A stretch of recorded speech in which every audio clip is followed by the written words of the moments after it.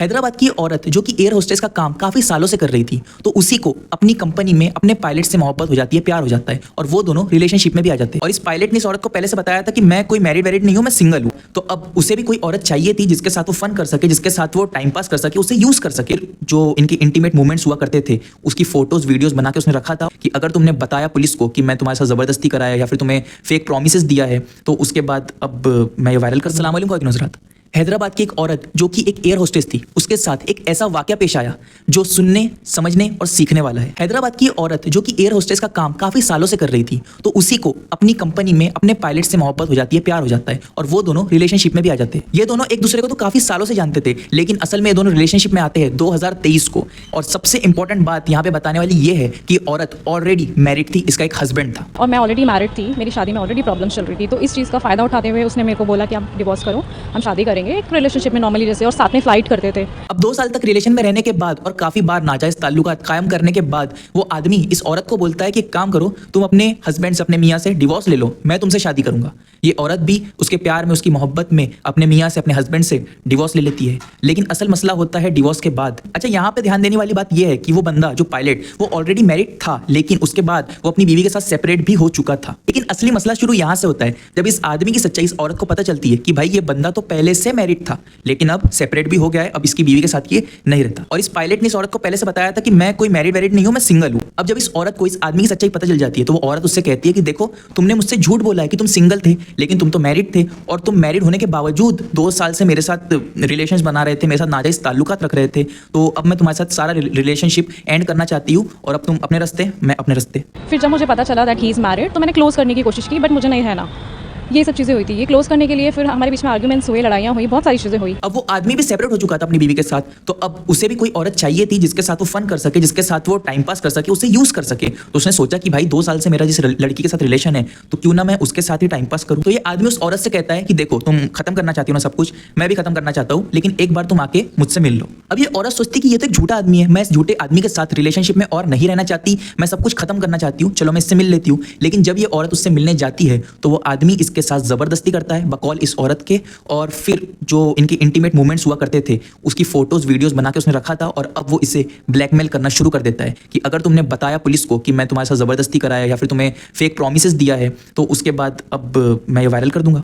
29 अप्रैल को इसने मुझे बोला लेट्स मीट और सॉर्ट इट आउट, खत्म करते हैं। मेरा तो इंटेंशन था कि मुझे खत्म ही करना है, बट इसने एक्चुअली ख़त्म ना करके इसने मेरे साथ ज़बरदस्ती किया है। और उस दिन इसने मुझे ब्लैकमेल किया है। मेरी कुछ वीडियोस इसके पास थी, इसने मुझे बनाई उस दिन, और मुझे बोला अगर तुम बाहर जाओगी, कुछ भी करोगी। इस चीज़ का मैंने क्वेश्चन रेज़ किया, मतलब अपनी आवाज़ रेज़ किया, रेज़ माई वॉइस किया, आई विल डू, मैं पुलिस में जाऊँगी, कंप्लेन करूँगी that you did wrong with me.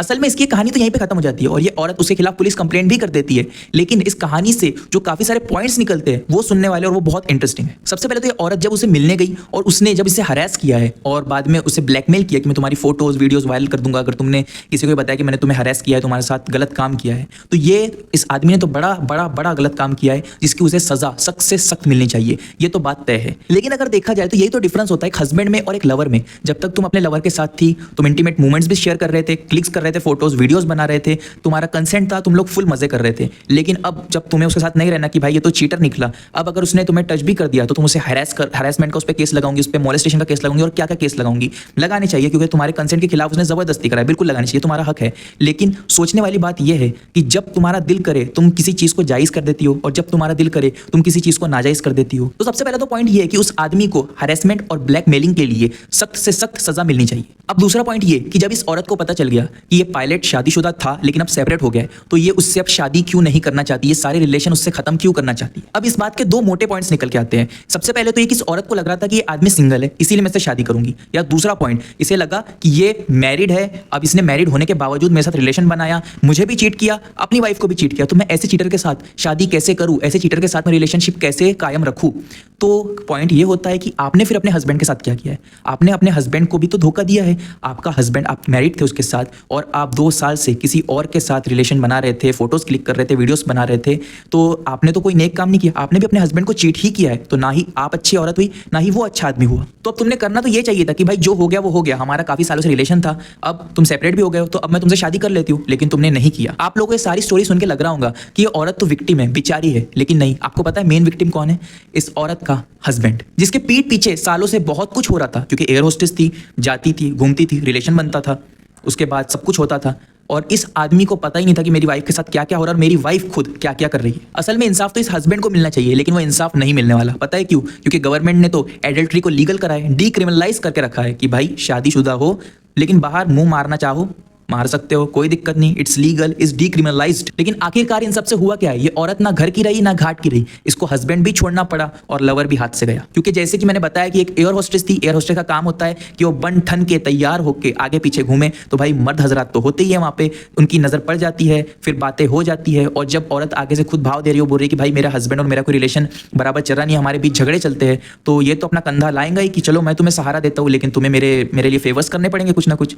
ये भी हाँ कर रही है हंसी हंसी खुशी खुशी, तो फिर ये सब तो होना ही है। क्योंकि जब आदमी को दिखती है ना फ्री फुकट की औरत, क्योंकि ये आदमी का नेचर है, तो वो उसे यूज करता है। तो जब इस आदमी को पता था, इस पायलट को पता था कि मैं इससे बोल रहा हूँ डिवोर्स ले ले, इसने डिवोर्स ले ली है, अब ये मेरे साथ आ गई है, तो भाई कल को कोई तीसरा बोलेगा ना इसको डिवोर्स ले ले, तो ये मेरे को भी छोड़ के भाग जाएंगी, तो ये शादी वादी तो भूल जाओ। तो छोटे मोटे झगड़े होने के बावजूद भी अगर आज आप अपने हस्बैंड के साथ ही लॉयल रहती, तो आज आपकी जिंदगी बहुत अच्छी हो सकती थी। और दूसरी बात और सबसे बड़ी बात यहाँ पे जो बोला जाता है कि बेपर्दगी का जो नुकसान है, सबसे बड़ा नुकसान ये देख लो, एयर होस्टेस बन के जब आप इधर उधर घूमोगी और आप पे लोग चांस मारेंगे, आप भी थोड़ा ना थोड़ा भाव देंगी, तो उसके बाद लाइफ किसकी बर्बाद होगी? उस आदमी की नहीं, उस हस्बैंड की नहीं, वो तो दूसरी शादी कर लेगा। ये आदमी भी हो सकता है थोड़ा ना थोड़ा जेल काट के बाद छूट जाए, लेकिन असल में जिंदगी बर्बाद हुई है आपकी। और आज औरतें ये सोच ही नहीं रही है कि वो किसके साथ घूम रही है, किसके साथ रिलेशनशिप में, किसके साथ रातें गुजार रही है। उन्हें पता ही नहीं कि सही है गलत है, या फिर अगर पता भी है तो उस बात पे ध्यान नहीं देना चाहती, तो फिर that will and up like that. इसीलिए इस्लाम के करीब आइए, क्योंकि आज आपके साथ ये हादसा पेश आया, आपने अपने सर पे पल्लो रख लिया, मुंह पे मास्क रख लिया, अपने आप को अच्छे से कवर कर लिया,